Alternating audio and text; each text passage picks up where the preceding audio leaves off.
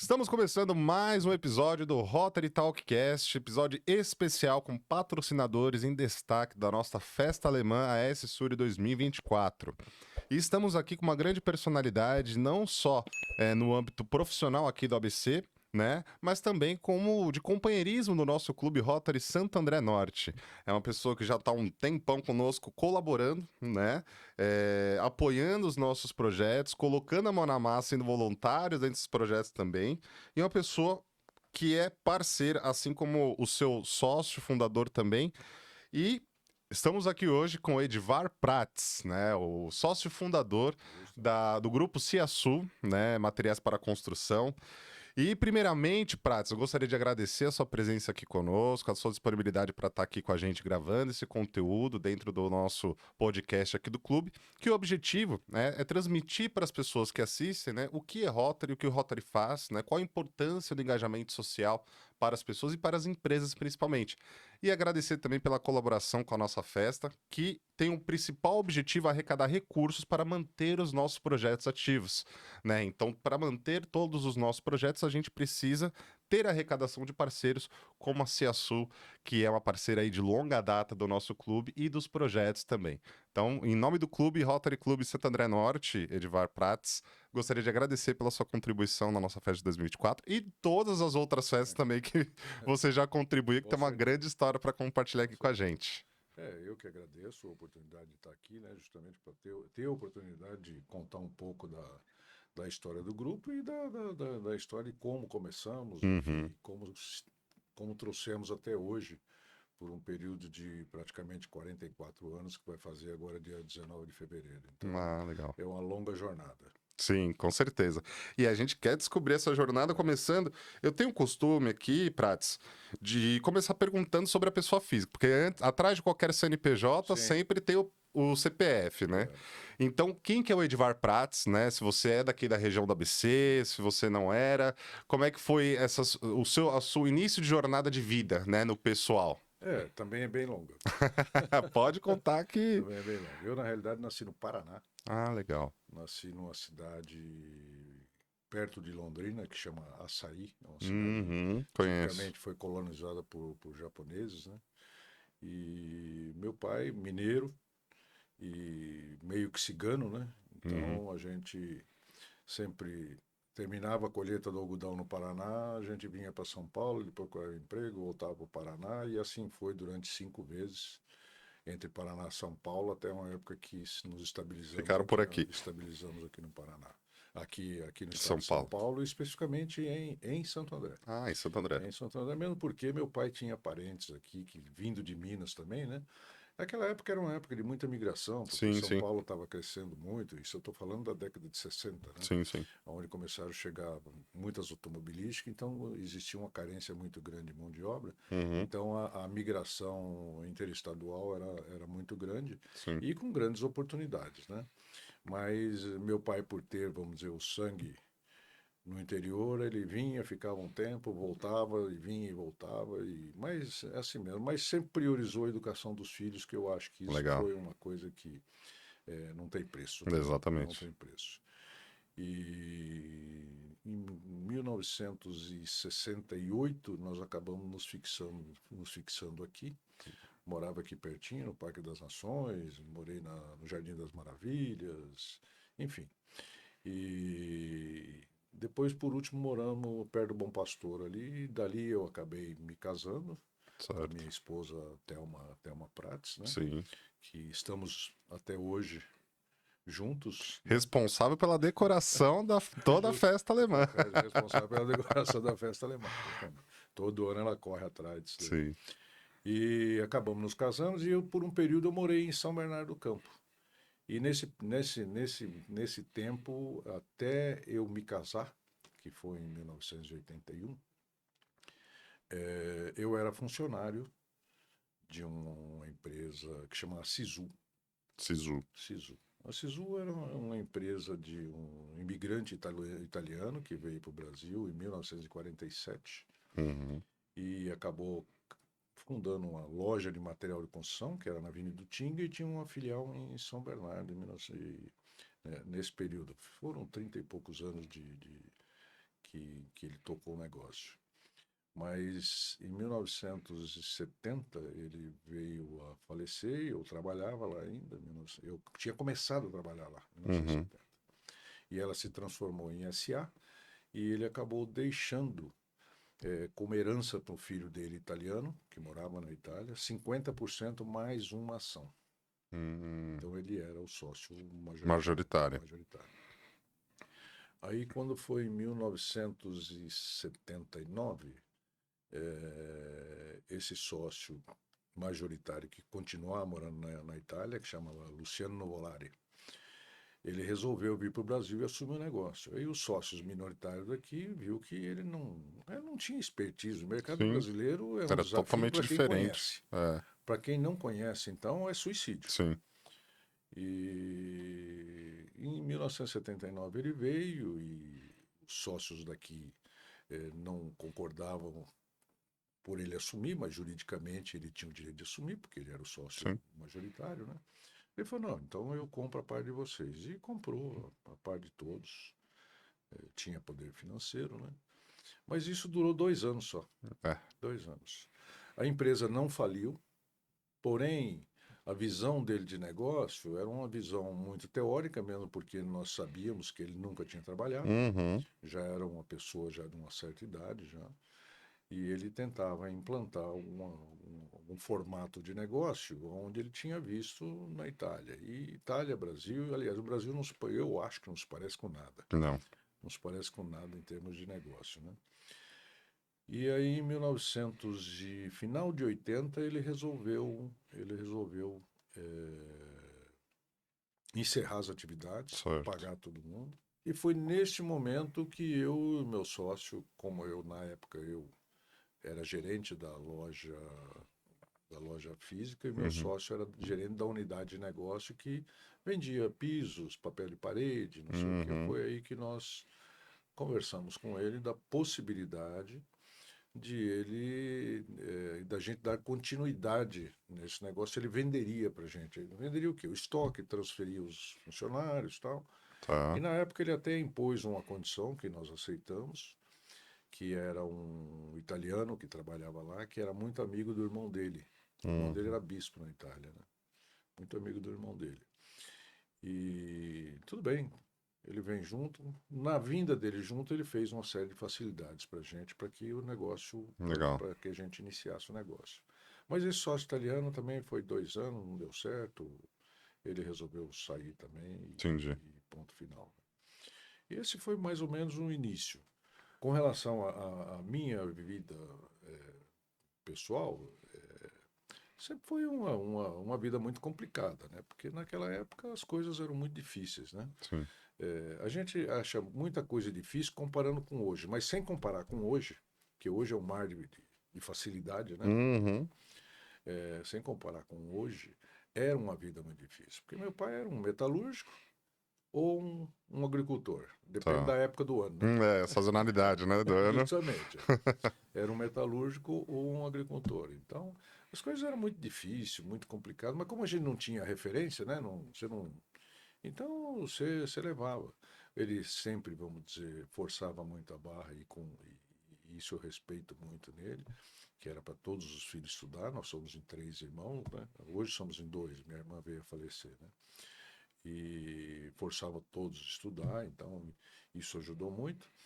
E a questão, vamos dizer, desde moleque, eu já, não é que eu sentia, eu já tinha sabe, de querer fazer alguma coisa. Alguma coisa diferente, né? Pra quebrar um paradigma ali. Querer fazer alguma coisa, tipo, eu tinha um carrinho que eu transportava a feira para madame Olha só. na feira. Então eu colocava a mola no meu carrinho e já colocava publicidade. Isso não Olha! quebra ovos. Muito bom, muito bom. Eu até tenho um exemplo que eu costumo citar até hoje em reuniões, que na época de finados como eu morava ali no Jardim, perto do Jardim das Maravilhas, você tem um cemitério do Camilópolis, né? Então, todo finados, tipo quarta, quinta e sexta-feira santa, poxa, aliás, 2 dias antes e no dia de finados, a gente vendia muita vela, né? Uhum. Mas o capital era pequeno, né? Então você tinha que correr. Então você tinha, vamos dizer, um exemplo de R$ 10, né? Então você tinha que vender e sair correndo e ir lá na lojinha comprar mais um Já pouco e comprar voltar. mais e voltar. Eu costumo citar isso hoje a nível empresarial e é verdade, né? Assim, Porque o grande negócio, você tem que ter um capital de giro, mas o exato. grande negócio é o giro do produto. Então, se eu tinha R$ 10 e eu vendia R$ 100 de vela por dia com R$ 10, olha o lucro que gerava esses dez Uhum. reais, né? Sim. Então, por quê? Porque o meu produto girava muito rápido. Eu chegava com R$ 10 de vela, eu vendia em meia hora, 40 minutos. Corria lá, comprava, vamos dizer, mais R$ 10 ou mais R$ 15 já com lucro, eu já gerava mais uma hora. Então, no final do dia, aqueles meus R$ 10 virou R$ 100. Olha só. Então, eu uso isso bastante hoje com o meu pessoal, que é uma grande preocupação no meio de negócio, é você saber tirar vantagem do seu capital de giro. Então, Sim. você não pode ter produto que fique parado, você não pode produtos que demoram muito para vender, você não pode ter Uhum. um excesso de estoque, Exato. né? Porque é capital parado. Então, eu sempre comparo com os R$ 10. Olha, eu com R$ 10 fazia 100. Tudo bem que era um. Hoje não é que você consiga fazer isso aí, mas por quê? Porque eu também tinha estoque ali, era 10 E minutos, você eu atendia a pegava, demanda, a eu atendia necessidade do justamente, público ali. meu capital de giro era 10. Perfeito. Então, essa trajetória, eu vou dizer para você que não, eu não costumo dizer como difícil, eu acho que foi muito aprendizado, né? Sim. Porque e também me considero um vencedor em todas as etapas, porque quando eu me casei, eu já tinha uma casa própria e já tinha tido condições de dar uma casa para meus pais sendo funcionário. Que Só que legal. eu era gerente já. Eu Aham. tinha 20, com 19 anos eu era gerente já. Olha só. Então, é isso o que acontece. E sempre olhando pelo lado do empreendedorismo. E voltando um pouquinho no caso do italiano, quando ele resolveu, vamos dizer, que ir embora, então toda essa visão de empreendedorismo, isso acabou sendo aquele cavalo selado, né? Uhum. Quando passa, você ou pula em cima ou perde, para passar o É, outro vai demorar, né? demora. Então, Oportunidade tem que agarrar. então foi um cavalo selado que passou na frente minha e do meu sócio e nós resolvemos arriscar. E eu era recém-casado, eu tinha casado dia 8 de novembro de 1980 e isso aconteceu no final de 1980 e nós já montamos o negócio dia 19 de fevereiro De 81 já. de 81 já, né? E também tem outro fator, né? Quando você é jovem, você tem como arriscar, se arrisca Tem. muito mais, né? Exatamente. Então, além, vamos dizer, ter aquele ímpeto de empreendedorismo, aquela vontade, vamos dizer, de mudar do ponto A para o ponto B, então aconteceu essa situação. E junto, vamos dizer, com uma colaboração do próprio italiano, o Luciano Nuvolari, a colaboração no sentido de, vamos dizer, dar um longo prazo para se fazer o pagamento, Uhum. e um fator muito importante, eu e meu sócio, nós éramos excelentes vendedores. Sim.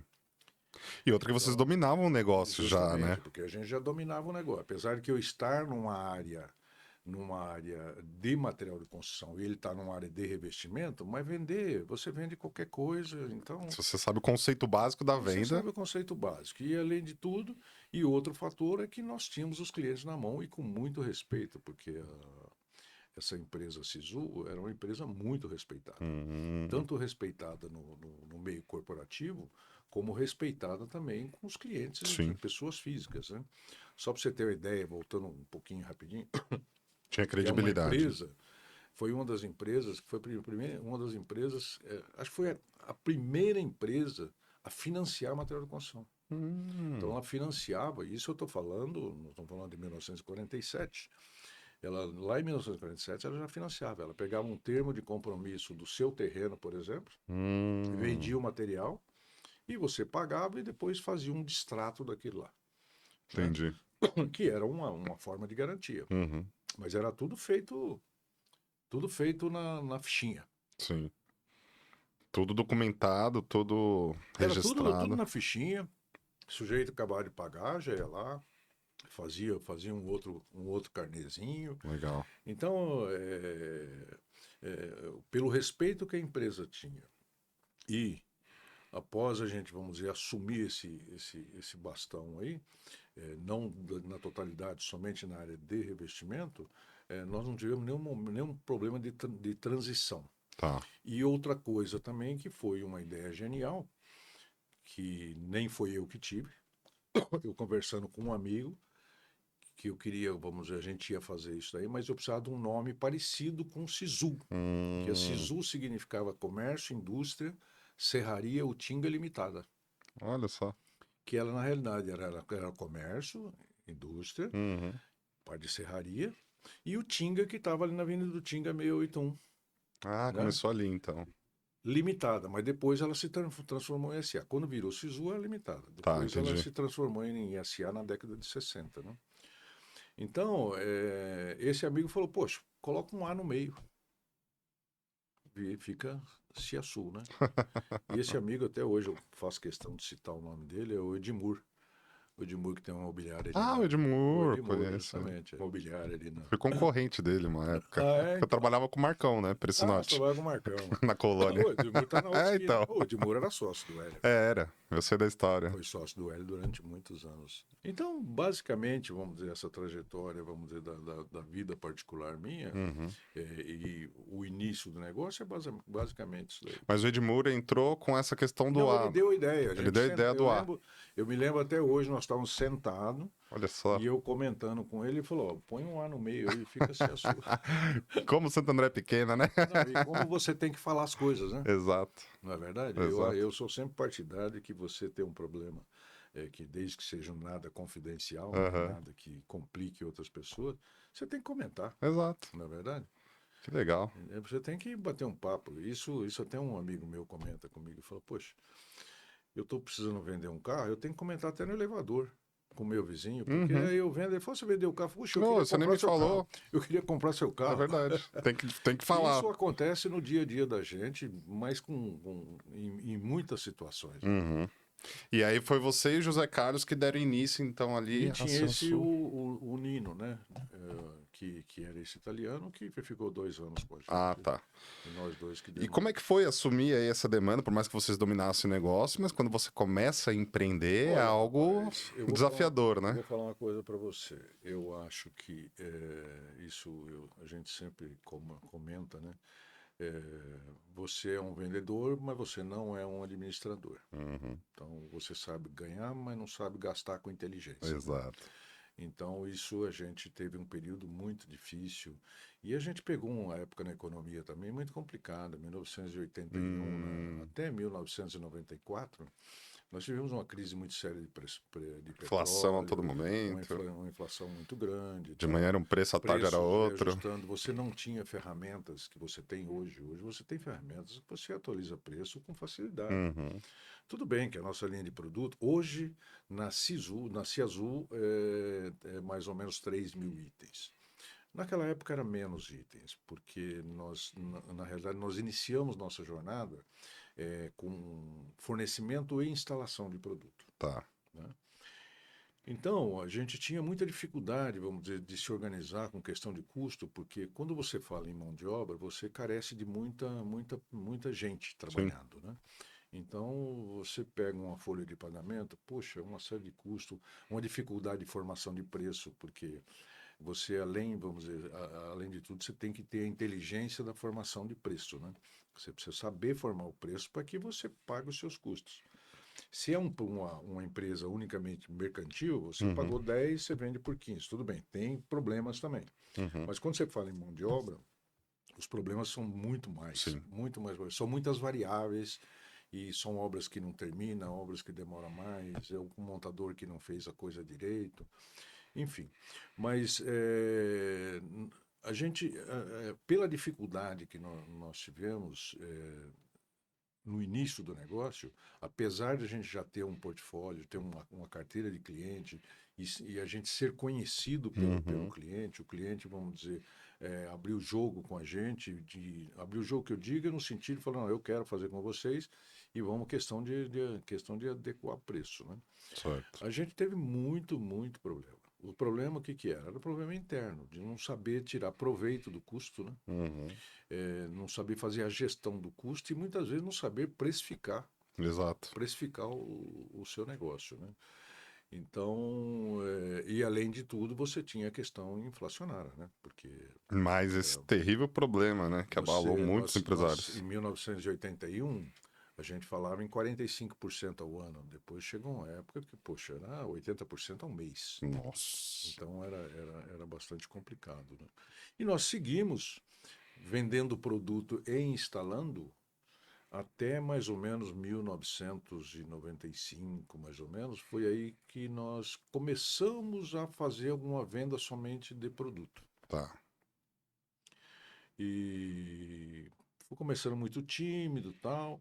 Aí, quando foi próximo do ano 2000, nós, na rua onde nós estávamos, né, nós montamos um pequeno showroomzinho. E quem foram os nossos primeiros clientes? Os nossos próprios funcionários. Hum, Porque aconteceu uma coisa até interessante, né? A gente acabou detectando que o nosso funcionário estava comprando alguns produtos do concorrente, porque ele tinha medo de que se comprasse da gente, falar, poxa, eu estou fazendo bico de final de semana, hum. eles não vão gostar. E muitas vezes fazendo bico no nosso próprio cliente, Olha só. né? Mas aí a gente acabou sabendo isso daí, chamamos, falou assim, não tem problema nenhum, não. Só que nós vamos fazer uma tabela de preço. Vocês podem continuar fazendo no horário que se vocês vão fazer de final de semana, no feriado e tal, mas nós vamos fazer uma questão de vender o produto para você. Legal. Ah, mas eu fechei um complemento daquela obra que vocês fecharam. Mas não tem problema nenhum, não. Não tem problema nenhum. Pode continuar fazendo. E Uhum. aí surgiu uma outra unidade de negócio, que é exatamente que depois nós fizemos uma mudança nos nomes para não existir um conflito a hora que você tenta se comunicar com o cliente, né? Tá. Então, a gente abriu essa unidade de negócio de vendas. Tá. E quando foi em 2006, a gente acabou abrindo uma outra unidade de negócio, que seria a área de importação.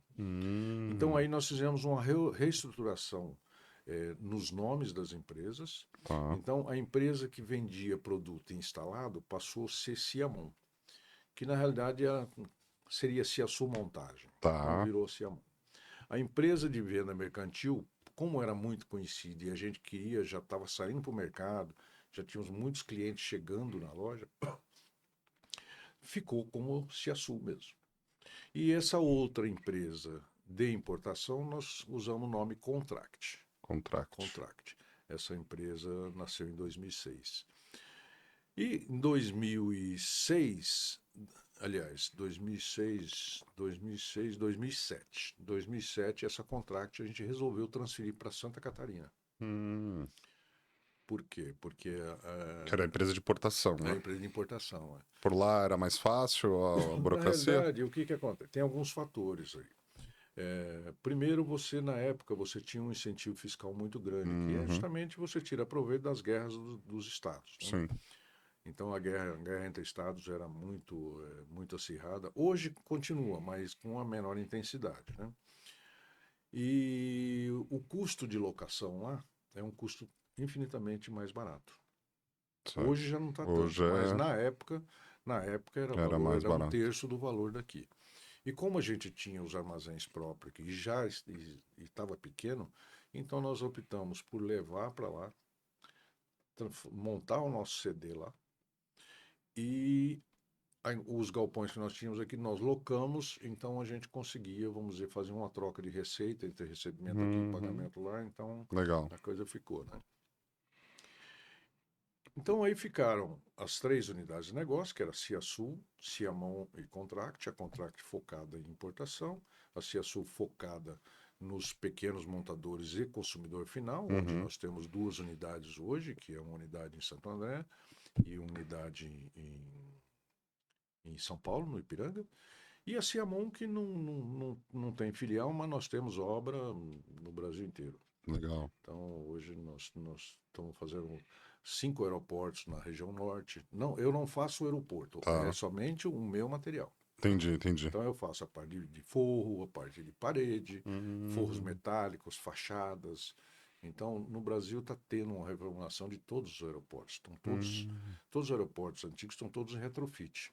Legal. Estão fazendo reforma geral. E nós, o ano passado teve uma época que a gente estava fazendo 7 unidades. Nós estamos fazendo unidade no Recife, unidade de Fortaleza, Recife, Maranhão. Eu não sei precisar, mas eu sei que a gente estava fazendo 7 unidades. Hoje nós Certo. estamos terminando 5 unidades. Nossa, que legal. E a Ciamon, hoje, para você ter ideia, ela gera hoje próximo de 400 empregos, 400 funcionários. Caramba. E por incrível que pareça, 90% desses funcionários vêm também do Nordeste. Entendi. São equipes que estão com a gente há muitos anos. Eles vêm, ficam aqui, nós damos alojamento e eles vão para todas as regiões. E a Contract, voltando um pouquinho na Contract, eu não sei se eu estou sendo bem Não, claro, tá perfeito. bem claro na explicação. Tá excelente. A Contract, quando nós levamos para lá, era uma unidade pequena que, na realidade, o objetivo nosso era somente ter um centro de distribuição, aproveitando, vamos dizer, o melhor local de chegada para o país, Uhum. né, que seria lá. E nós tínhamos a unidade de venda aqui, mas lá seria o nosso CD. Certo. Só que a gente começou a ver também que você tinha muita oportunidade de negócio lá. Então, transformamos lá também numa unidade de negócio. Então, hoje a Contract ela está no Recife, está na Bahia, está em Curitiba, Itajaí e São Paulo. Então, nós somos cinco unidades da Contract. Porém, a Contract, o foco dela, ao invés de 3.000 itens que tem na Ciasul, a Contract tem 200 itens. Entendi. Então, é aquela conta, né, os 80-20. Uhum. Ela trabalha com 20% dos produtos que dão 80% De resultado. de 80% de resultado. Então, é bem focado nisso daí. E vocês importam geralmente de onde que Nós vem? trazemos material da Alemanha, trazemos de Taiwan, trazemos muita coisa, bastante coisa na China e trazíamos muita coisa do México. Agora nós paramos com o México. Tá. Paramos com o E quais México. são os tipos de produtos que vocês trabalham nessa importação? Então, na realidade, quando a gente fala sempre construção a seco ela é muito abrangente, né? Uhum. Mas hoje, por exemplo, em toda a parte de importação, nós trazemos toda a linha de perfis metálicos para sustentação de forro mineral, forro de lã de vidro, forro de isopor. Eu trago muito material para confecção de box sanitário. Não sei se você já viu aqueles boxes de aeroporto, que ele é fininho, bem rígido, Sim. então, a gente traz e a gente manufatura aqui também. Trago toda a linha de acessório, trago toda a linha de piso, aqueles pisos vinílicos LVT, nós trazemos também toda essa linha de piso, linhas de rodapé, que mais? Rapaz, Steel frame vocês também estão não, o trabalhando? steel frame não. Na realidade, o steel frame é um produto que ele não tem valor agregado na fabricação. Tá. É um produto que você põe a fita de aço, ele sai pronto do outro lado. Então, esses produtos não compensa trazer. Não compensa trazer. A gente traz essa linha de metálico, mas é uma linha de metálico que já carece de mais trabalho, tal. Então, esse ainda consegue fazer aqui. Tá. Que olha, na realidade, eu sou do ramo, eu acho que, sabe, a gente não é que a gente se aproveitou, a gente busca as oportunidades que o mercado oferece, né? Mas, infelizmente, assim como o Brasil, com muitos países, né, tem produtos que não existem mais no país. Por quê? Porque a China ela tem uma demanda estratosférica. Bom, para você ter ideia, uma coisa simples que você conhece, fábrica de lâmpada, não existe mais no Brasil e no mundo. Caramba. Você vai numa cidade que chama Shenzhen, na China, são fábricas de LED, de tudo que você puder imaginar. Verdade. E dali eles mandam para o mundo inteiro, né? Bom, você viu o superávit da balança comercial da China de 2024? Sim. $1 trilhão. Então, é a fábrica do mundo. Exato. Isso, num ponto, vamos dizer, se você falando a nível comercial é interessante, mas a nível dos países é muito ruim, né? Porque na época da pandemia nós não tínhamos fábrica que conseguia fazer um respirador. Respirador. Né? Por quê? Porque não tinha fábrica que poderia ser adaptada com velocidade Sim. para se fazer um negócio que precisava amanhã. Então, a gente simplesmente, vamos dizer, eu estou dizendo a gente, mas você pega, por exemplo, a Van cresceu em cima de produto chinês. Uhum. Ela é a gigante que é hoje em função de produtos chineses. E não só, não, como o mundo inteiro compra, né? Engraçado que antigamente tinha esse grande preconceito com produtos que vinham da China, né? Eu É, lembro dessa época que se então, comprasse da China era de má qualidade, né? Hoje em dia. você sabe, isso eu posso até falar alguma coisa aqui nesse nosso bate-papo aqui. Uhum. Eu vou para a China desde 2006 e já cheguei 3 vezes no ano, Certo. né? E eu conheço produto chinês. A primeira vez que eu fui para os Estados Unidos foi em 1994, Uhum. só para falar do produto chinês. E você já chegava lá, era tudo made in China. Você ia numa loja, era tudo made in Made in China, made China, in né? China. O Brasil começou essa invasão muito maior, eu acredito que de 2000 para cá, Uhum. né? Então, o que que acontece? O que que eu tenho visto nessa evolução? Primeiro, eles aprenderam a fazer. Sim. Eles Se aprenderam a fazer. especializaram, né? Se especializaram.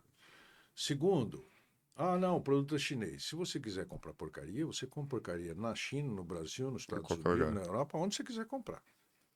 E, infelizmente, nós brasileiros, a gente está sempre atrás de preço. Uhum. E isso não é.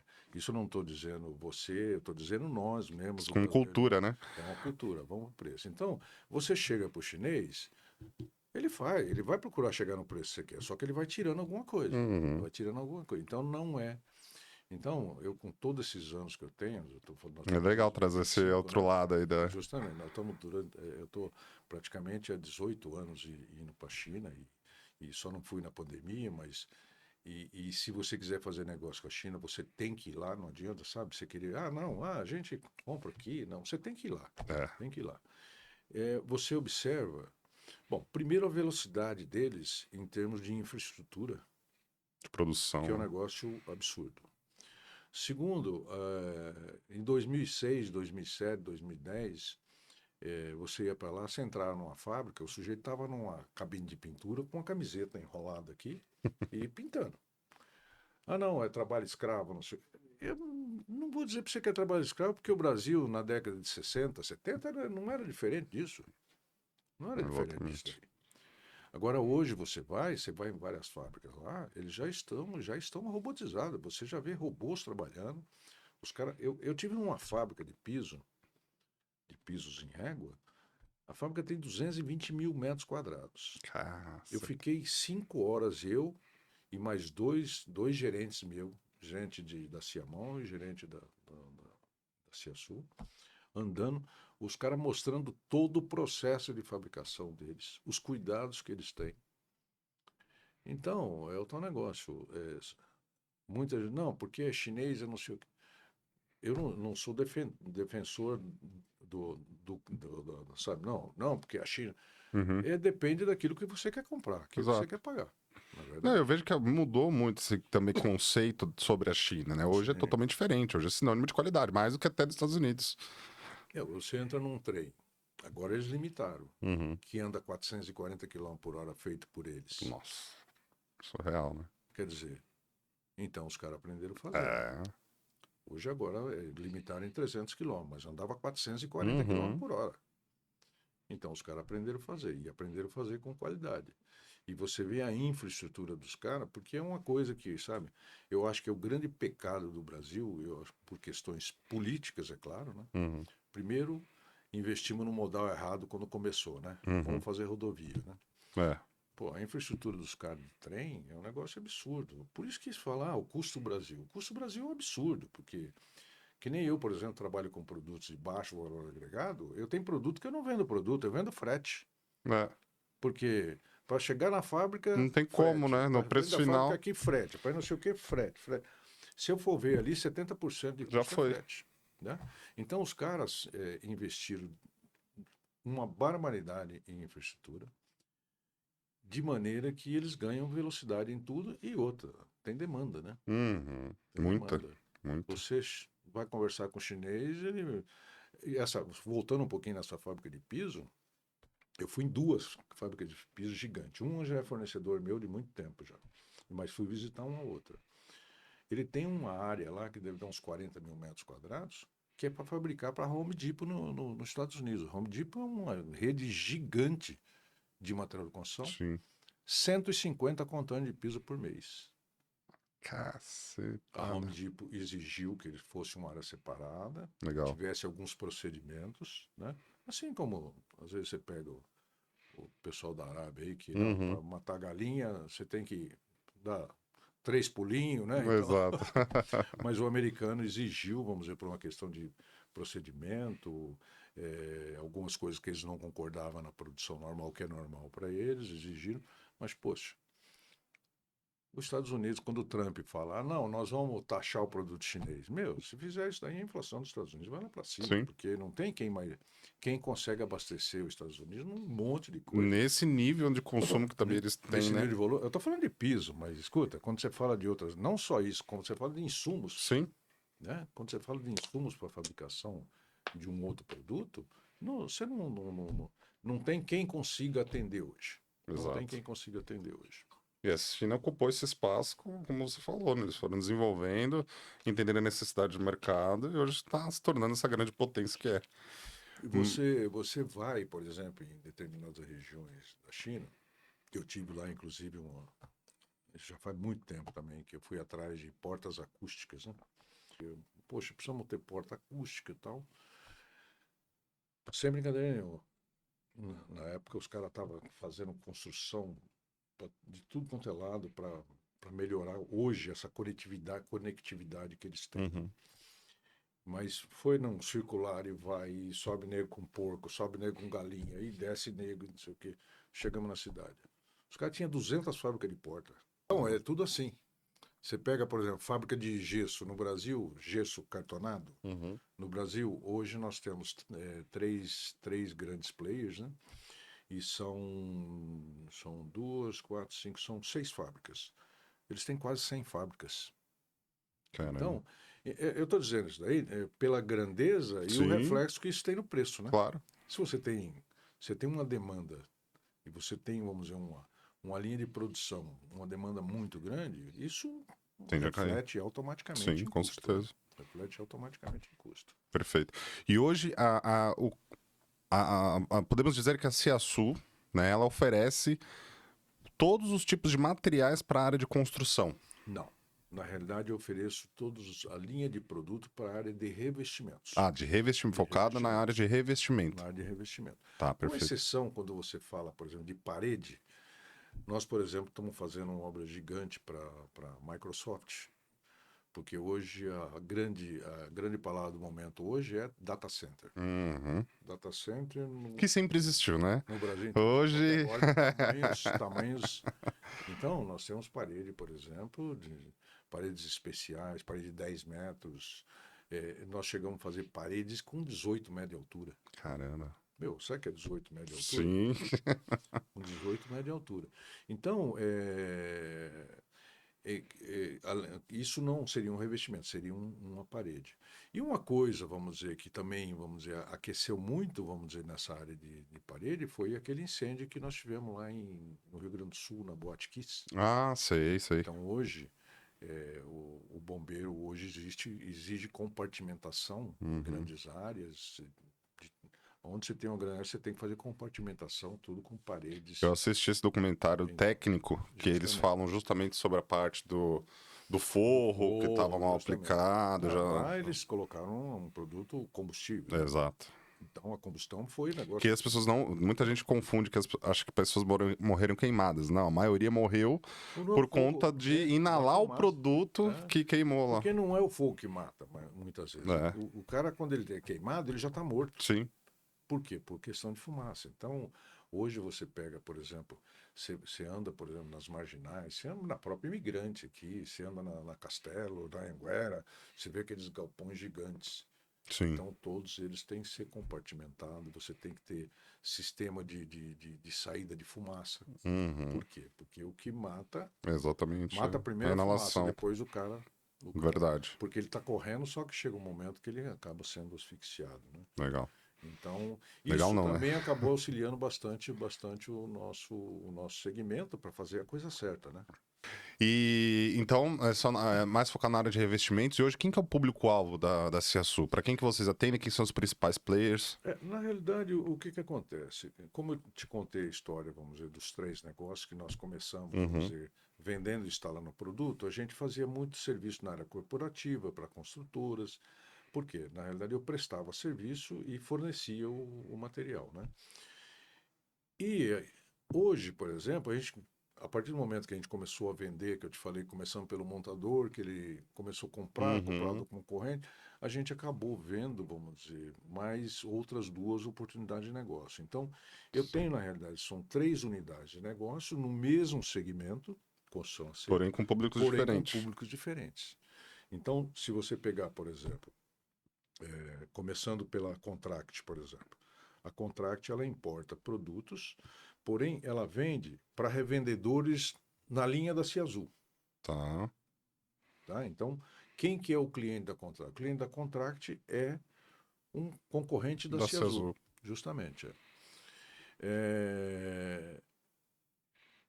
A Ciamão, a gente, vamos dizer, a partir do momento que nós fizemos 3 unidades de negócio, a Ciamão acabou saindo do mercado de consumidor final, pequenas obras, sabe? Não é que nós não fazemos. Uhum. Quando acontece aí, isso vai para a loja, Tá. porque a Ciamon ela acabou se especializando em grandes obras, Perfeito. né? Que Em são a questão dos obras, aeroportos. são aeroportos, data centers, hospitais. O ano passado nós fizemos 5 hospitais. Legal. O que que eu fiz no hospital? Eu fiz toda a parte de parede, toda a parte de teto, Entendi. né? Fechamento de shaft e tal. Mas, poxa, nós fizemos hospital em Salvador, fizemos mais 3 hospitais aqui em São Paulo e um hospital em Campinas. Então vocês atendem a nível nacional. Nível nacional. Não, onde você tiver obra, sabe? Legal. Tem, por exemplo, grandes obras, para te dizer, a maior catedral da rede da Igreja Universal, em Brasília, nós fizemos. Trabalho totalmente artístico no forro, negócio, sabe? Legal. Totalmente. É um projeto que, poxa, inclusive esse projeto está concorrendo a prêmios no Brasil e se ganhar aqui vai para nível Olha internacional, que legal. entendeu? Que é um projeto fantástico. Quer dizer, nós executamos, o projeto é do Sim, arquiteto, sim, né? sim, Que eu sim. não me lembro o nome não me lembro o nome do arquiteto. Então, a Ciamon, ela acaba atingindo a nível nacional e a Ciamon é uma empresa que a gente sabe o tempo inteiro tem muita atenção, vamos dizer, com a qualidade final e também, vamos dizer, com a condição do nosso homem na obra, Certo. né? Mais importante, né? Muito, muito importante. Isso, inclusive, é uma das nossas preocupações. A gente está sempre investindo em ferramentas aonde, vamos dizer, você ajuda o montador na execução do trabalho dele, Uhum. aonde, vamos dizer, ele faz um esforço, mas não é um esforço absurdo, porque a gente procura colocar ferramentas, por exemplo, não é escada, são plataformas, né? Certo. Ferramentas para dar acabamento, a gente procura ferramentas, treinamento. Então a gente tem muita preocupação com isso. Nós temos, por exemplo, dentro da Ciamon, que eu te falei, né? São quase 400 colaboradores. Nós temos equipes de logística, porque há tempos atrás a cabeça era assim: ah, não, manda o caminhão para a obra, quem que vai descarregar? O montador descarrega. Uhum. A gente descobriu que era um pensamento totalmente errado, né? Sim, Porque você é um profissional, você é meu montador, aí você vai descarregar o material. Como é que vai ser sua produção? Você já está quebrado, pô, exatamente. né? Então a gente acabou, vamos dizer, entendendo que tínhamos que investir no quê? Numa logística para colocar o produto no pé do montador. E o que o montador sabe fazer? Ele sabe montar. Então ele vai fazer o Perfeito. trabalho dele. Que legal. Então a gente acaba Fizeram uma hoje, divisão, né, na demanda. hoje, por exemplo, nós temos uma logística de recebimento, de movimentação horizontal e vertical Perfeito. para colocar o produto com o montador. O montador passou a produzir 30%, 40% mais.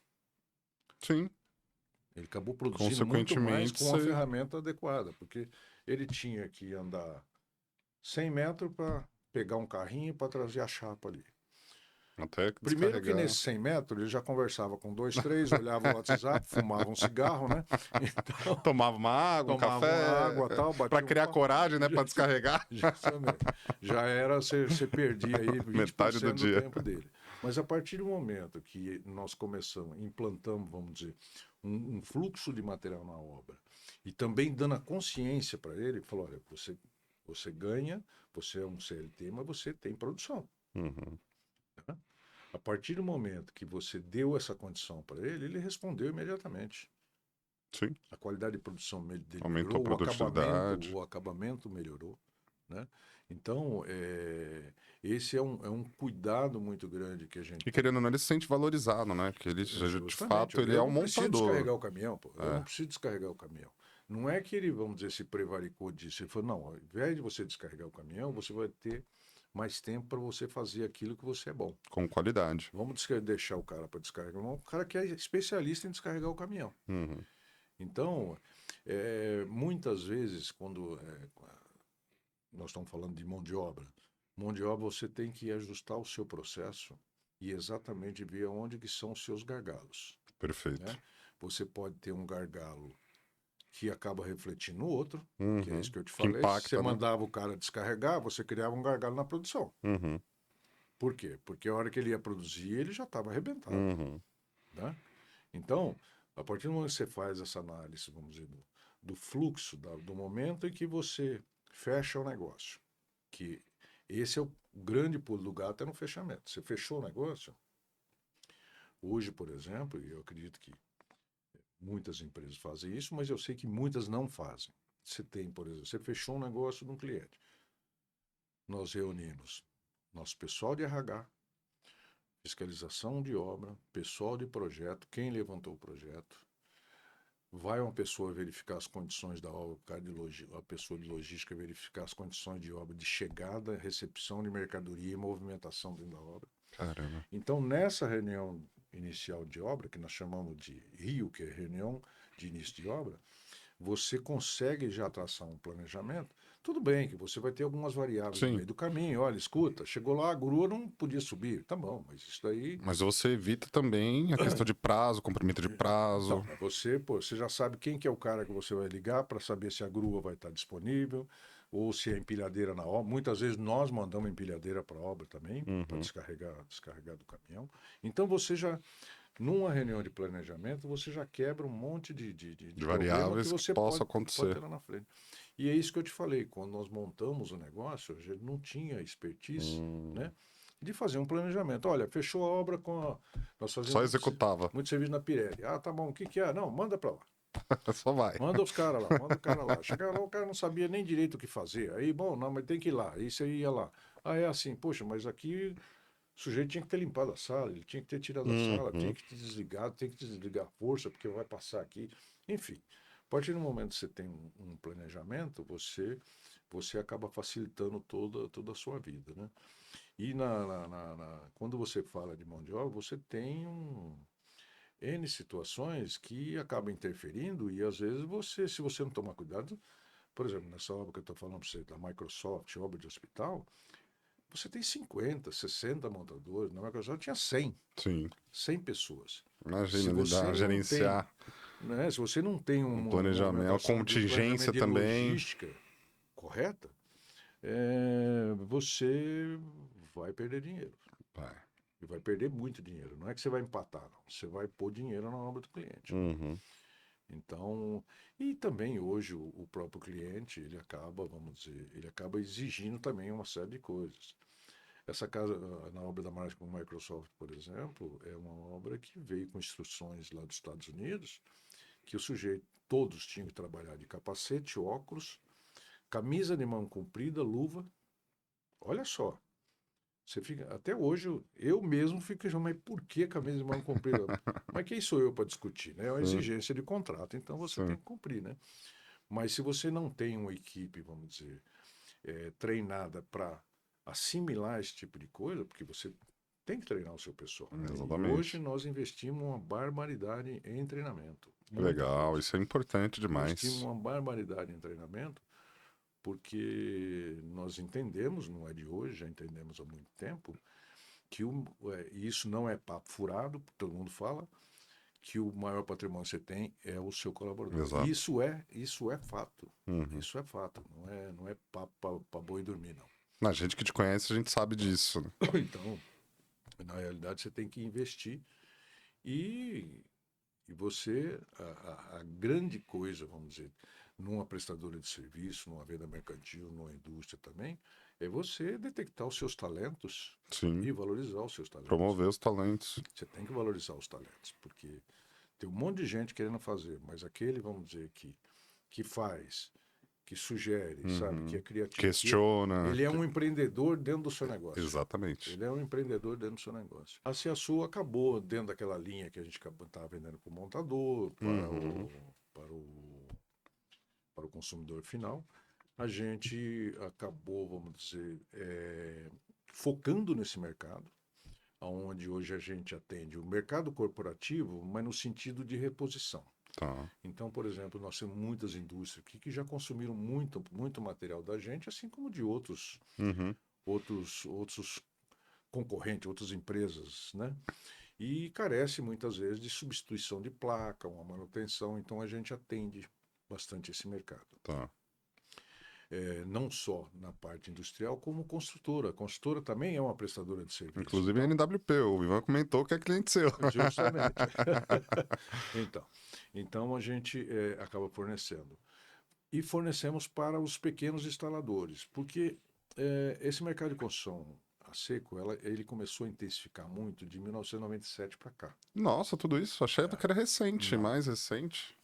1990, então depois você encaixa aí as... Não, pode mandar bala. Porque também acho que o acesso à informação, né, começou a disseminar há pouco tempo, né? Não, em 1997, 96, 97, essas empresas tipo Placo do Brasil, Gibson, que é do grupo Etex, a Placo é do grupo Saint-Gobain, e a Knauf, que é a gigante mundial em termos de fabricação de forro mineral. E esses caras, quem na realidade chegou primeiro aqui foi a Gibson, que era do grupo Etex, e na época o grupo Etex estava aqui no Brasil, porém tinha a fábrica de piso que antigamente chamava Fademac, Tá. que pertencia ao grupo Etex. Era a Fademac e a Eternit.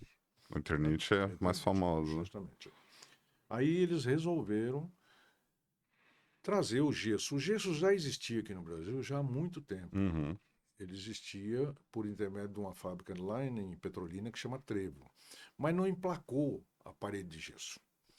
Na realidade, eles lançaram aqui na década de 80, mas deu um monte de problema, porque quando você vai vender um produto, todo produto que você vai vender, mas depende, vamos dizer, de outros produtos para que você tenha o seu produto final. Por exemplo, o gesso depende do perfil, da chapa, da fita, da massa, acabamento e pintura.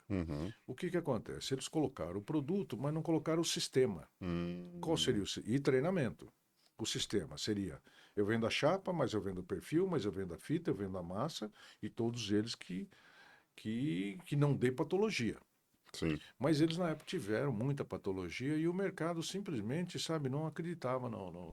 Caiu em descrédito, porque não tinha instrução necessária. Quando foi em 97, veio esses grandes players que chegou aqui. O Grupo Etex, que já estava aqui, porém queria colocar o gesso no negócio. A Placo, na realidade, ela não era da Saint-Gobain. A Saint-Gobain comprou no começo de 2000. A Placo, na realidade, ela era de um grupo inglês chamado BPB. Tá. Né? E a Gibson. Aí esses caras chegaram, montaram uma associação, que chama Associação Drywall, para definir exatamente, normatizar o produto. Aí normatizaram a chapa, normatizaram o perfil. Então o perfil ele tem que ter uma espessura de 0,5 com cobertura de desencaixe de 275. Normatizaram a chapa, que tem que ter no mínimo de resistência a 30 minutos de fogo. A parte de fita, a parte de massa. E começaram a dar treinamento de mão de obra para as empresas, para que as empresas pudessem executar e apresentar um produto, porque normalmente é o seguinte: eu executo uma porcaria no serviço, né? Mas que não presta é o produto, né? Exato. Né? Então, Geralmente é assim, não, em vários setores, tá? parede de gesso não presta, né? Não é verdade? Sei como é que é. Então aí o que que acontece? Eles começaram a investir nisso daí e também, formando a associação, eles normatizaram toda a linha, todo o conjunto de produto, criaram uma norma, então aí começou a coisa certa. E aí começou esse boom no que tá Entendi. hoje. Pra você ter ideia, só a questão de dando os números, por exemplo, o gesso, ele é medido per capita, Uhum. né? Então, hoje no Brasil, nós devemos estar em torno de um metro quadrado por habitante. Tá. Então, 200 milhões de metros Sim. quadrados por ano, né? Quando você pega, por exemplo, a Argentina, que já está no gesso há mais tempo, eu não sei de precisar o número de hoje, mas é coisa de 3 vezes mais. Uhum. O Chile é coisa de 6 vezes mais, coisa de 6 metros quadrados por habitante. Os Estados Unidos, hoje eu não sei, mas eles chegaram a 10 metros quadrados por habitante. Caramba. Agora, você imagina, por exemplo, o Brasil chegar a 10 metros quadrados por habitante. Então, nós estamos falando em 2 bilhões de Sim. metros quadrados. A quantidade de fábrica que tem que ter e a quantidade de mão de obra que gera. Exato. Porque o que gera mão de obra no gesso não é a fábrica. A fábrica, o cara aperta um botão lá, eu vou lá na fábrica da placa, eu sei. A fábrica da Sim. placa é uma gigante, fabrica 60 milhões de metros quadrados por ano, né? Só que, pô, eles têm lá o quê? 100 funcionários. Uhum. E eu tenho 400. Tudo bem, executo essas coisas, mas 60% é gesso. Sim. Então, você vê, isso eu. Agora, você imagina quando tem um monte de outras empresas na mesma linha da Ciamon. Então, isso acaba gerando um volume de mão de obra muito grande. E isso está crescendo de uma forma, posso dizer até que exponencial, por alguns fatores, por exemplo. Velocidade. Velocidade mais rápida. Você pega, por exemplo, Custo menor eu também. faço uma parede, por exemplo, de 10, 12 metros quadrados, com resistência a fogo, que você teria que fazer uma parede de 50 centímetros Largura. de largura e com 12 metros a quantidade de estrutura que você ia precisar. Exatamente. Né? E outro fator que está acontecendo é o seguinte, não está tendo formação de mão de obra de pedreiro. Tá escasso, Porque né? é Jurássico, né? Tá escasso. Está totalmente escasso. Então o pessoal não quer ser pedreiro. Ao passo que, por exemplo, você pega uma parede já pré-industrializada. A parede de alvenaria, o cara tem que colocar lá um bloco em cima do outro também. Uhum. Você já começa a ver, sabe, nos TikTok da vida, no Instagram, que já tem algumas máquinas para isso. Já. Mas o cara comprar máquina é difícil, É né? difícil. Na verdade. E hoje, para você arrumar um pedreiro também, tá difícil. Hoje, por exemplo, de 10 construtoras, 7 tem problema de mão de obra. É, exatamente. A gente recebe constantemente, após fechar um projeto, a própria construtora, o cliente, liga para a gente e fala: eu tenho umas paredes de alvenaria aqui e eu quero substituir por construção a seco. Seja interno ou externo, tem uma Uhum. solução para as duas coisas, né? Ah, legal. Então, é uma coisa que está crescendo bastante. Inclusive, Então, tá muito em alta. pode montar uma empresa dessa que vai ter serviço. Exatamente, por isso que eu comentei, porque a gente acompanha muito, a gente que tem, tanto eu quanto minha esposa, a gente tá buscando essa questão de comprar um terreno para construir, porque a gente nunca encontra uma casa que atenda todas as nossas expectativas e necessidades, né?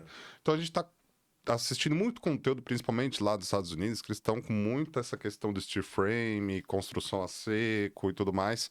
E a gente achou muito interessante, porque isso também reduz custo na obra, né? Hoje, por exemplo, se você for fazer que na realidade isso daí é meio. Ou é um toda mito? vez que pergunta sobre isso, precisa ver, vamos dizer, você tem um enfoque, né? Então, por exemplo, você vai fazer uma alvenaria ou eu faço drywall? Tá bom. Alvenaria eu não sei quanto custa, agora o drywall eu sei quanto custa. Uhum. É a mesma coisa de uma casa de alvenaria e uma casa com steel frame. Sim. Você dá o projeto, na realidade não é a nossa expertise hoje, Tá. né? Nossa área, vamos dizer, totalmente corporativa, nós Sim, não estamos na sim. área residencial. Mas eu tenho N pessoas que eu conheço que faz, você dá o projeto, esse projeto é totalmente calculado, e se falar para você vai gastar 1 milhão, você vai gastar 1 milhão. Não tem essa variável de, não, acabou. Então. Mas eu vou comparar Acabou a areia. a parede de alvenaria com a parede de gesso. Não é por aí, porque a parede de alvenaria ela pode ficar bem feita, pode não ficar, né? Você pode gastar mais no reboco, a quantidade de coisa que você vai perder. Uhum. Enfim, então é a mesma coisa quando nós começamos a fazer isso em 88, 89. Eu saí muitas vezes para fazer bate-papo com o corretor, porque o corretor ele era totalmente contra a parede de drywall, né? Sim. Primeira coisa que ele fala, essa parede dá toque-toque. Eu não entro na minha casa e fico batendo na parede. Para que serve uma Exato. parede? Uma parede, na realidade, é uma parede para você isolar um ambiente do outro e você tem que ter acústica, Exato. não é isso? Então, é o tipo da coisa que você, com essa escassez de mão de obra, com a escassez que você tem de mão de obra e com a facilidade de você aplicar um produto, porque hoje, por exemplo, se você for no nosso treinamento, que é outra coisa que eu acabei nem citando, acabei esquecendo de citar, você faz 3 dias de treinamento, você faz suas paredes dentro da sua casa. Ah, que legal. Agora, você não vira um pedreiro em 3 dias. Não. Não, É. porque meu avô foi pedreiro, eu já trabalhei como assistente pedreiro. Então você faz. Não vou dizer para você uma coisa complexa, mas se você tiver o mínimo de noção de alinhamento e prumo, Sim. você vai fazer. E se tiver uma habilidadezinha de fazer uma massa, você vai fazer. Então o grupo ele também oferece essa formação, esses treinamentos também para Olha, profissionais? veja bem, como a coisa começou em 1997, a gente sentiu a necessidade de procurar também auxiliar no fomento do negócio. Legal. Né? Então, nós começamos na 2000 alguma coisa, tínhamos uma pequena escola, não uma escola, tinha um espaço onde a gente convidava o pessoal, eles iam lá, pegavam um montador nosso, e esse montador, o fabricante nos cedia o material, cedia perfil, cedia placa, massa, fita e tal, e a gente dava aula para ele começar a fazer. Então era uma maneira da gente fomentar o nosso segmento, Legal. tá certo? E também era uma mão de obra que poderia retornar para os nossos projetos. Uhum. Quando foi em 2010 que nós construímos uma loja na Avenida do Estado, nós criamos uma área de treinamento mesmo. Legal. Hoje nós já temos contabilizado mais de 5.000 pessoas que passaram por lá. Bacana. Então a gente dá um treinamento de gesso acartonado, são treinamentos de 3 dias. Ele tem, às vezes, uma vez por mês, dependendo da demanda, 2 vezes por mês. Existe a cobrança de um valor básico, por quê? Porque o sujeito precisa se alimentar, precisa tomar um café da manhã. Então, a gente cobra. E não só por isso também, porque quando nós não colocávamos preço, você pessoas tinha não valorizavam. 50 inscrição e aparecia 2. Sim. Tá? Isso é bem natural da gente, É. né? Isso Não valoriza. você. É. Você pagou, falou, não, agora eu tenho que ir lá. Agora tem paguei, compromisso, justamente. paguei. Então, isso, a gente tem demanda no drywall, demanda para montagem, para instalação de piso e demanda para instalação de forros em placa. O drywall já contempla já o forro de gesso. Então, a gente tem a gente recebe gente, vem gente do norte, o sujeito vem. Por quê? Não é todas as empresas que fazem. Os fabricantes fazem. Tá. Os fabricantes fazem. Eu acho que o treinamento, a capacitação é muito importante, seja qualquer setor, qualquer área. Você, de fato, tá ali passando também um pouco da cultura que vocês têm, né? E a questão de formação, eu acho que está muito em alta também, né? Até para atender essa demanda dessa escassez que existe hoje de profissionais, né? Porque Qualidade da mão de obra. reduzindo o volume de mão de obra vamos dizer, artesanal, né? Sim. E aumentando o volume de obra industrializada, né? Perfeito. A área de residências hoje é uma área, vamos dizer, que tem pessoas, vamos dizer, de outros segmentos entrando nesse segmento. Uhum. O caso do Roberto Justo é um deles. Eu lembro que ele deu uma entrevista ele falando que está entrando na área. Que entrou nesse segmento. Só que ele está focado bastante em casa mesmo, né? O nosso foco é outro. Mas isso não quer dizer que uma hora ou outra nós vamos acabar criando uma unidade de negócio Já focado para casa. Pegando esse gancho, quais são os próximos passos aí para a Ciaçu nos próximos anos, né? Se vocês estão acompanhando essa questão também do acesso à informação, inteligência artificial, vários temas como esse, né? Que como eu falei, achei que a construção que tivesse sido recente, mas está me explicando que já vem um tempo. Como é que você vê as tendências aí para essa área, né? E os próximos passos da Ciaçu, né? De repente atuar também na questão residencial residencial ou não? Vocês já têm algum planejamento nesse sentido? A gente, na realidade, quando a gente fala em grupo, que são três Uhum, unidades de negócio, né? É, a gente, hoje, a gente, além do investimento que a gente faz na nossa equipe, porque, como eu te falei, a gente acabou falando da Ciamon, né? Mas a gente investe o ano inteiro na nossa equipe, nos gestores, porque pô, tem diretores, tem o gestor, tem os gerentes, a gente investe maciçamente nisso daí, perfeito. mesmo porque o mercado ele muda numa velocidade muito grande. Uhum, Muda não só o mercado, como o próprio entendimento do próprio consumidor, do cliente, a maneira do cliente comprar. Então você pega, por exemplo, hoje o nosso maior volume de negócio que tem é um negócio que acontece via WhatsApp, sim, né? É uma ferramenta que você tem na mão aí. Então eu não sei, pode ser que no futuro o atendimento físico venha acabar, né? Você vai ter um showroom uhum, onde o sujeito quer ir lá ver, não é verdade? sim, Quer ir lá ver, dar uma olhada, não sei o quê, mas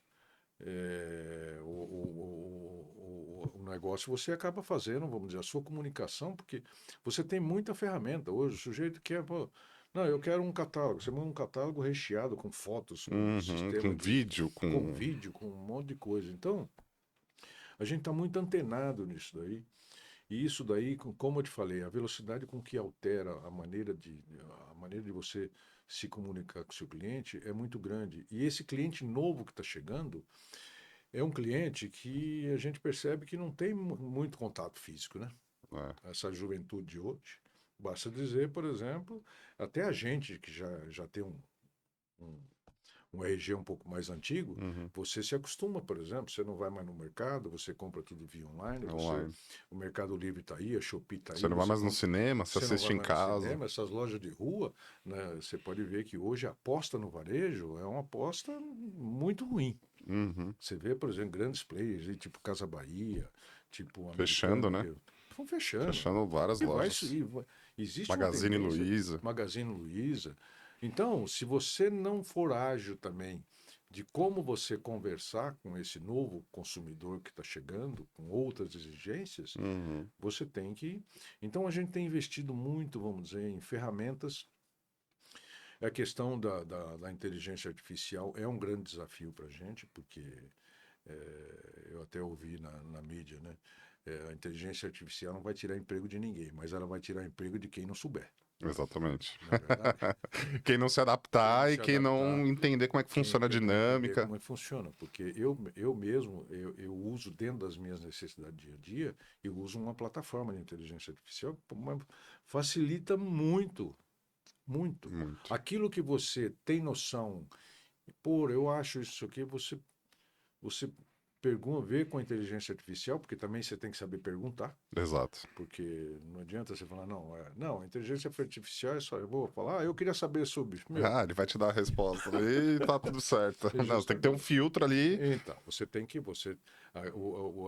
a grande preocupação é você aprender, vamos dizer, de como perguntar Uhum. para a inteligência artificial. Então, Que é uma dinâmica que exercita também a nos comunicarmos com outras pessoas também. É um grande ensinamento essa grande, questão do chat GPT, por sim, exemplo, né? De você, para você obter um maior resultado ali da ferramenta, você tem que saber se comunicar com ela. saber E comunicar. aí você tem os seus colaboradores que você não sabe se comunicar, mas você quer que ele entregue aquele resultado que você pediu. Mas você só Justamente. falou, ó, me entrega X resultado, mas não É. explicou como é que era, para quando. Então Então, é um exercício de a gente comunicação, na né? realidade, até ontem a gente estava batendo um papo, nós vamos pôr no planejamento, porque isso é uma coisa muito nova e a gente vê, vamos dizer, que isso vai crescer numa velocidade Vai, muito grande, não é verdade? vai. Uma velocidade muito grande e nós vamos ter que implantar. Não, eu estou usando, falei, mas você usa para quê? Para corrigir e-mail, né? É para corrigir e-mail. Só para isso. Então, na realidade, é o que você falou, a gente tem que ensinar o nosso pessoal de como utilizar essa ferramenta, Hum, porque é uma coisa simplesmente, sabe, é do outro mundo, né? é, É do outro mundo. O negócio é espetacular. Então, eu, por exemplo, eu utilizo para várias coisas minhas, mas não é, acho que não é nem 1% do potencial que tem uma tem, ferramenta dessa. exatamente. Então, eu preciso aprender a tirar mais vantagem dessa ferramenta. Uhum. Então, além disso, a gente tem um programa, vamos dizer, do ano inteiro de treinamento. Uma das coisas que a gente se preocupa, mas é a questão, vamos dizer, de gestão de conflito. Sim, é mais importante inteligência emocional. Micropoder, Uhum. que o micropoder na empresa, às vezes você pega, por exemplo, funcionário que tem micropoder ali, você não consegue detectar e o cara está estragando, Tá, né? influenciando Então, são negativamente, né? coisas que eu acho que o empresário, de um modo geral, ele tem que se preocupar com isso, né? E também, vamos dizer, de certa forma, uma coisa que nós fazemos também é questão de avaliação de função, Legal. né? Eu acho que isso é muito importante, porque eu tenho uma coisa que eu aprendi nesses anos aí, uma coisa muito simples. A melhor maneira de você multiplicar é dividindo. Vai por essa linha, treina seu pessoal, faça com que o seu pessoal esteja capacitado naquilo que ele faz, né? E recompense por isso daí. Uhum. A gente, de uns anos para cá, tem intensificado muito, porque meu pessoal é muito assediado pelos meus concorrentes, Eu imagino. por questão de a gente dar maciçamente, constantemente treinamento. Capacitação. Outra coisa é que muitos empresários podem achar errado, mas eu, por exemplo, meu sócio, nós somos plenamente ativos, nós estamos no chão de fábrica. Mas isso é muito importante. É um dos maiores erros que alguns empresários cometem. Se Às vezes ele encastela. só quer ficar lá de helicóptero, só analisando como é que Justamente. tá, se tá É. bem, se não tá. É onde acontecem os problemas, ele nem sabe. Ele vai São descobrir e já baita tá. cagada. Uma baita Exatamente. cagada. Quando é tarde demais, ele descobre que tem um Não, a problema. hora que Até já corrigir. foi. Porque é o teu negócio, para você perder talento, e talento não se acha, pô. É aquilo que a gente estava Exatamente. comentando, pô. Então você tem talentos dentro da empresa, porque às vezes vai Tem que embora, não é valorizar. porque está ganhando pouco, não. Ele vai embora porque fala, poxa, Não tem eu não consigo, reconhecimento. eu não consigo botar aquilo que eu sei para fora. Uhum. Então, uma das nossas preocupações sempre é daí, é fazer com que o sujeito fale, escuta, vamos criar dentro do seu departamento. Exato. Veja o que você consegue oferecer, que eu estou te olhando. Eu estou te olhando. Meu RH está olhando. Então, a nossa gestor de RH está o tempo inteiro com eles, vendo, resolvendo a questão, gestão de conflito, porque isso você tem mesmo, Tem. não é Todo verdade? lugar, não tem como. Então você tem que fazer uma gestão de conflito, às vezes fazer alguma movimentação, mas você invista no seu pessoal. Sim. Invista no seu pessoal e tire proveito disso e também ele tem que tirar proveito. Ele tem que saber que falou, não, eu Aproveitar a estou sendo, oportunidade, eu cavalo estou, é selado, o né? cavalo selado, eu estou sendo recompensado. Exato. E como nessa história toda, Prats, que entra o Rotary na sua vida, que você conhece o Rotary, como é que foi esse encontro aí durante essa Na trajetória? realidade, eu não encontrei o Rotary, né? Você já viu aquele vendedor de pica-pau, quer comprar um Você... pica-pau? O Hélio Precinotti, aquilo é uma saga. É o rei do DQA, né? Em 1990, nós tivemos um problema de segurança na minha casa. Eu morava em São Bernardo, como te falei, eu casei em Uhum. São Bernardo, né? E aí eu falei para minha esposa, vamos mudar para Santo André. Eu sempre fui de Santo André. A Sim. empresa em Santo André, vivia a vida inteira em Santo André, mas tá bom, vamos. Aí, isso a gente já estava morando em São Bernardo de 1980 até 90. Então, 10 anos, cara. justamente. Não, 20 anos, né? 20. 80 era 1990. Não, 1999. 20 99. anos, 20 anos. quase 20 anos. Aí nós achamos o local onde nós moramos até hoje. E aí o zelador falou: mora o seu Hélio da Colônia, mas não sei o quê. E o Hélio, eu conheço ele desde 1970. Caramba. 1970. Que eu trabalhava na Sisu. Na Tá. época eu era balconista lá. Sim. Aí eu vendia no balcão lá. E ele e o Edmur iam sempre lá comprar, porque eles já construíam naquela época.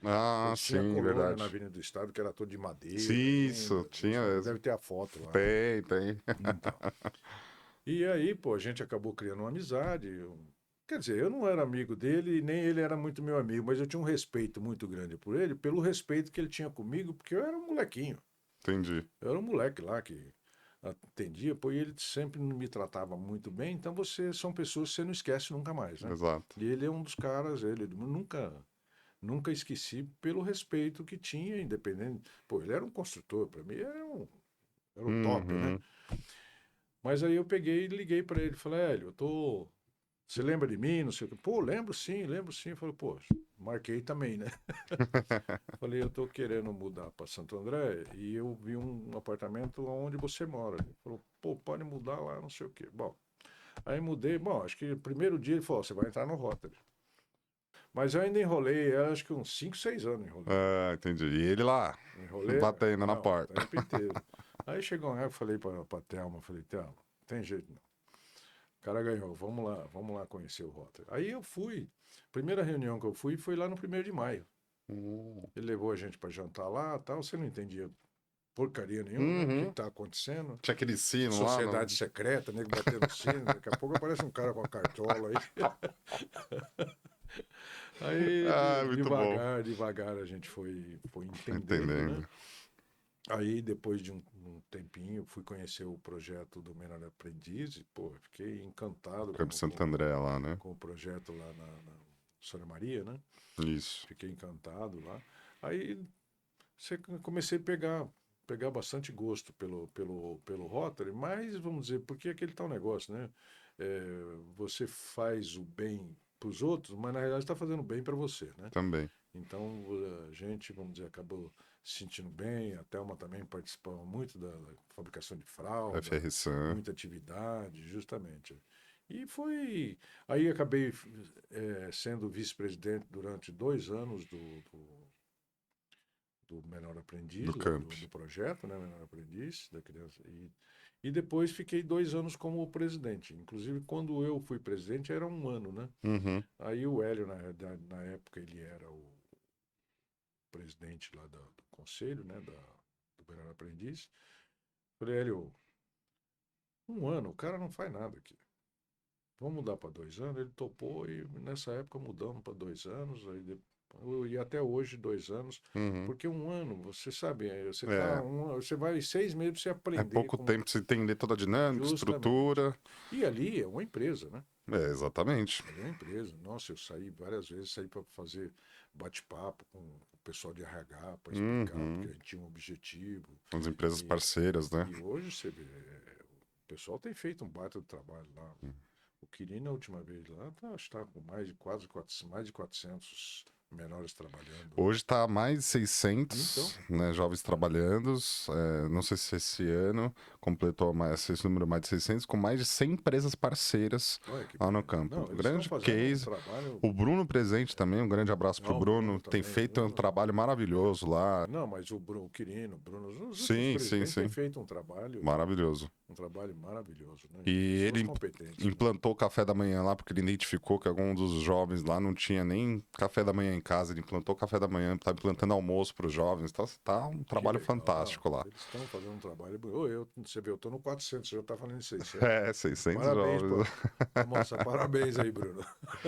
Então, foi nessa época que o Hélio, você começou a frequentar os projetos, né? Você chegou a Justamente. presidir aí o Campo Santo André. E, E aí foi quando você começou a entender essa questão social, essa demanda também que a gente tinha aqui na comunidade, né? e aí você vê, tem a questão da festa alemã, né? A gente sempre teve muito influenciado na questão da festa alemã, que eu acho que é um projeto que a gente consegue levar, eu levo para a empresa, que nem a Sangoban, por exemplo, Uhum. eles têm entrado junto com a gente. Um agradecimento especial à Sangoban também, Sangoban, que justamente. contribuiu significativamente também para a nossa festa do ano de Nosso projeto, 2024. justamente. E assim como alguns concorrentes aí também, amigos, enfim. Na realidade, é um projeto que encanta. E quando você fala em Rotary, você diz Rotary é credibilidade. Sim. Então, sabe, não tem um questionamento, né? Então, você fala, por exemplo, um grupo Sangoban de Rotary, pô, ele já sabe, pô, porque o Rotary é a nível mundial. Exato. Então, às vezes, até ajuda, você facilita com que a pessoa esteja dentro do projeto, né? Uhum. Então, isso nos ajuda bem.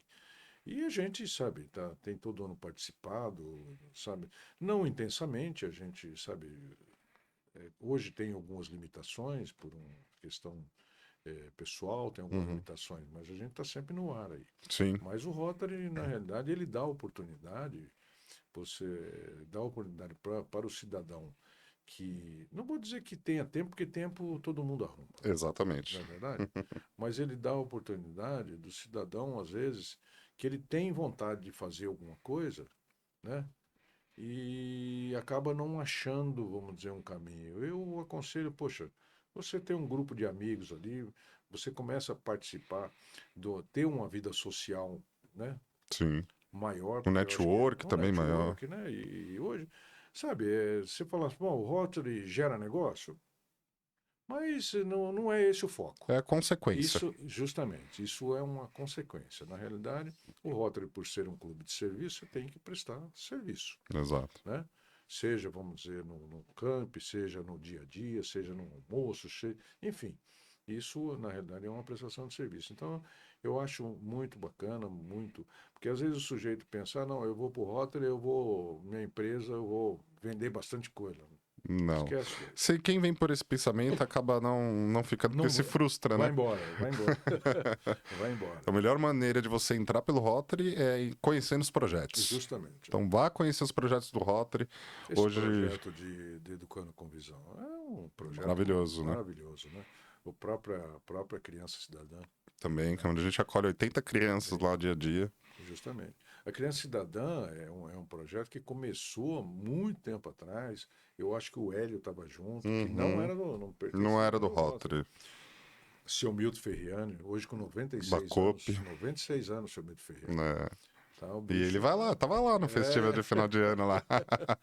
Seu Milton Ferriani, tem um carinho muito grande por ele. E ele teve um período que a Criança Cidadã não tinha mais como. Recurso, né? Não tinha recurso. como sustentar. Foi aí que o Rotary acabou entrando. Assumindo. Entrou acho que foi na gestão do Átila, se não me engano. Eu também acho que foi. Eu não vou lembrar mais, precisar mais ou menos quem estava no gestão, mas Que é um projeto que, na realidade, quando você olha para o projeto do Rotary, é sempre focado num projeto autossustentável. E ali não, ali é beneficente mesmo. Né? Então é diferente. Mas eu acho que foi um acolhimento que você tem 80 crianças ali, que a comunidade precisa dar uma atenção. Né? Com certeza, esse projeto faz diferença na vida de muitas crianças que passaram por lá, que hoje nós estamos falando de coisa eu não sei ao certo, mas deve ser coisa de 30 anos. sim. Esse projeto aí. Se não, porque nós estamos em 2024 já.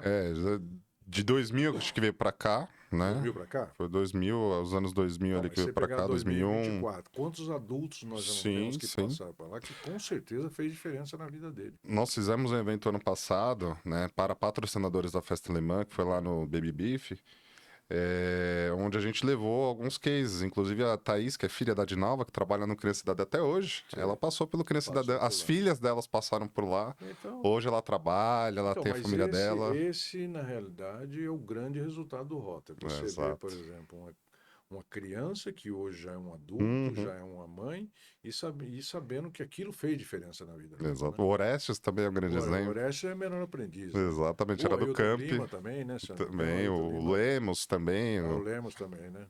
Então, assim, é uma galera que teve aí um sucesso graças a essa oportunidade. Então, mas o grande sucesso aí é ouvir de uma pessoa dessa aí e falar assim, olha, isso fez diferença na minha vida. Não é verdade? Todos eles falam. Justamente. Então, o propósito da festa é justamente arrecadar fundos para esses projetos. Então, é uma das maiores festas beneficentes do ABC. Todo ano acontece uma tradicional festa. Esse ano vai ser a 23ª edição da nossa festa alemã, dia 25 de outubro de 2025. E este ano é um ano muito especial, porque o Rotary completa 120 anos de existência. Né? E também, né, como eu costumo brincar com o meu padrinho Pirola, que vai ser governador 25, 26, né, assume esse ano também, nós teremos um brasileiro como presidente de Rotary Internacional, que é o Mário César Martins de Camargo, tomando passo vizinho também. né? Vizinho lá também. Vizinho nada, agora vive. Agora tá em todos os países aí rodando. Justamente. E vai tomar posse em julho como presidente de Rotary Internacional brasileiro santo-andreense, né? Então, muito orgulho, né? é um ano muito especial pro pro Rotary em si, para os projetos em si.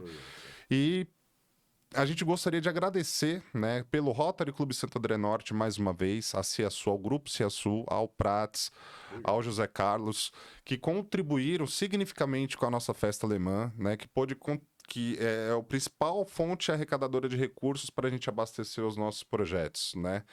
E então, mais uma vez, Prats, muito obrigado. Nesse ano que a gente completa 66 anos de história, né? A gente pode contar com grandes parceiros como vocês, que não só esse ano de 2024, mas Sim, já claro. sempre estão aí contribuindo, participando e ajudando a gente. E a gente precisa de mais empresas, né? Que, como o Grupo Ciasul, como a construtora NWP, como a Sicredi, que nos apoia bastante, como a Terra Nostra, que nos apoiou também nessa festa de 2024, como a corretora AS Suri também, que teve aí o name rights da festa do ano de 2024.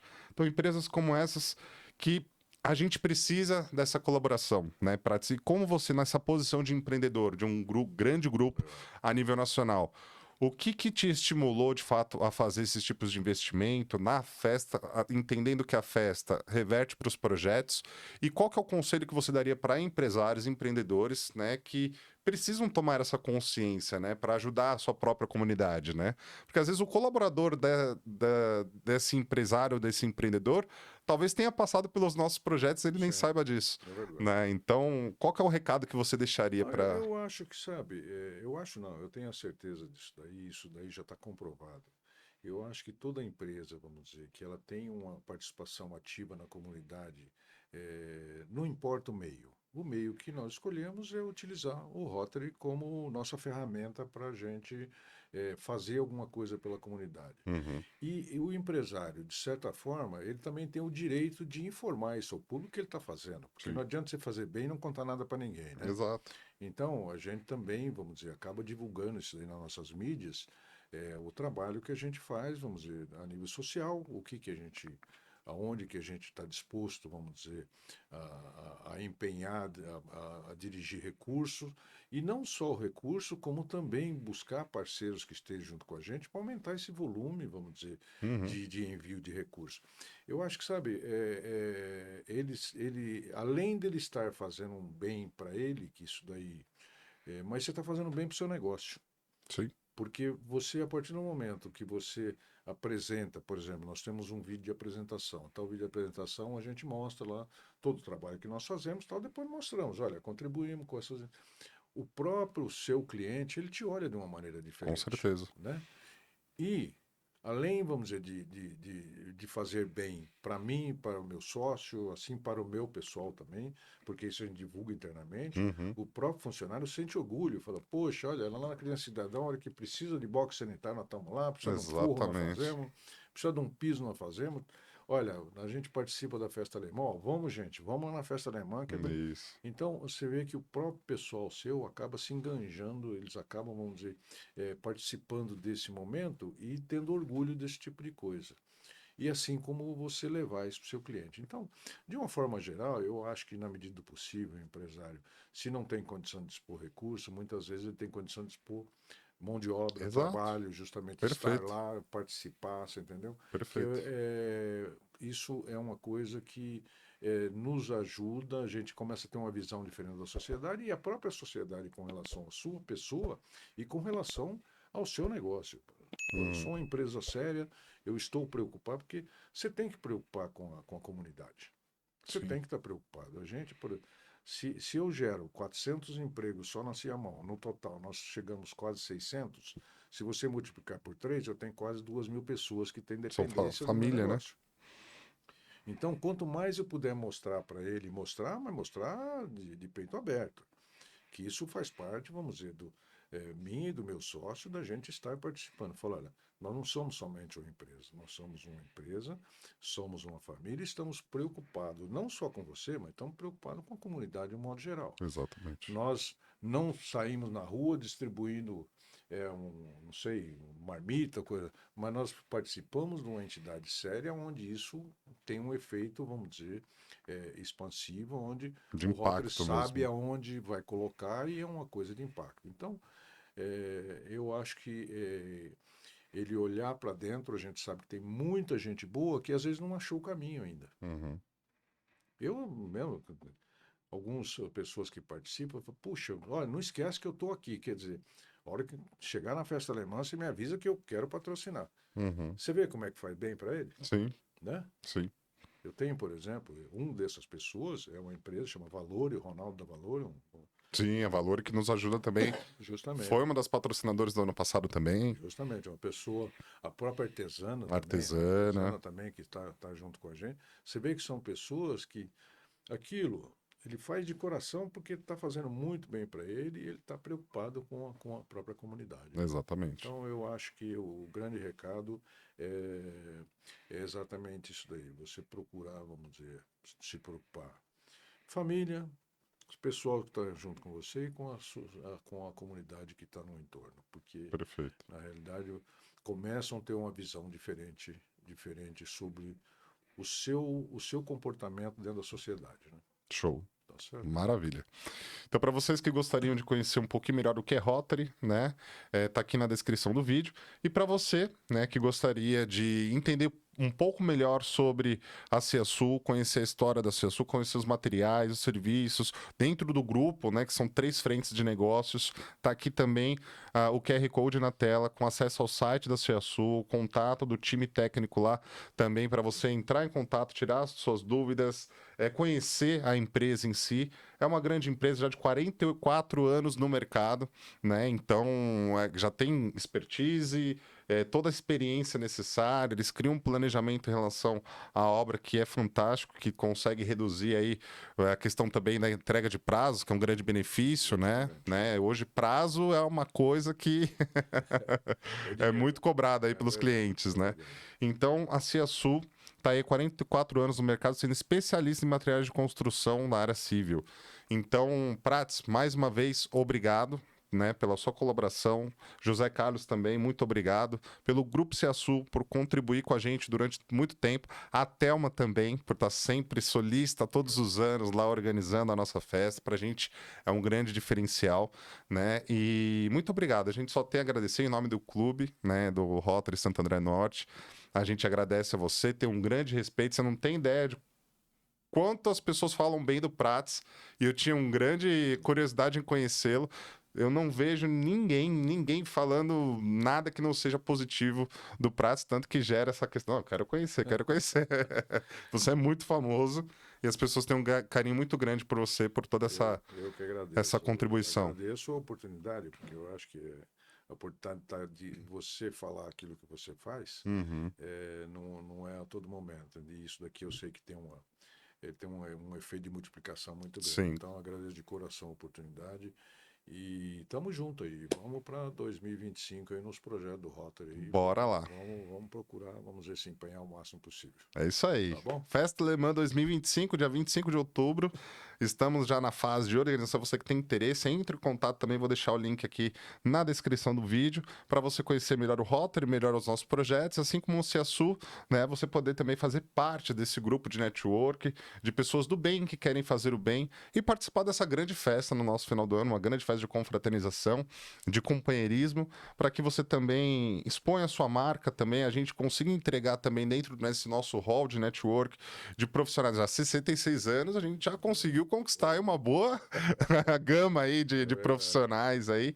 Então, para você que tem interesse de conhecer melhor, patrocinar esse nosso evento, ajudar os projetos também, porque os projetos também carecem de doações também, tanto não só financeira, como o Pratos falou, mas de mão de obra. Às vezes, Mão de obra. um exercício para sua empresa, você engajar a sua equipe, leva eles para fazer um exercício num projeto social como Criança Cidadã, por exemplo, né? Então, ou algumas empresas como a Ocel já praticam esse exercício lá, eles estão sempre né? presentes, Se se encanta, se emociona, as crianças verdade. adoram. É uma experiência realmente que eu falo com total convicção. Todo mundo tem que passar por essa experiência e ver um pouquinho de uma outra realidade, né? É verdade. Furar um pouquinho a sua bolha e ver que você não tem muitos problemas, não. Então, beleza. Então, pessoal, é isso. Mais um episódio. Curta, comenta. nesse vídeo, se inscreve no canal. A cada novo inscrito, a gente chega mais perto da nossa meta de chegar a 1.000 inscritos, porque aí, com 1.000 inscritos e o número de visualizações aqui dos vídeos, a gente começa a ter receita do próprio Google e começa a ganhar em dólar, e toda essa receita vai ser revertida para o nosso clube, para os projetos, e abastecer cada vez mais os nossos projetos. Então, conto com a sua inscrição, né? O seu comentário, a sua curtida nesse vídeo, compartilhe com seus amigos e familiares, e não perca o próximo episódio. E mais uma vez, obrigado, Prats, obrigado, Grupo Ciasul. Tamo junto e obrigado a todos vocês.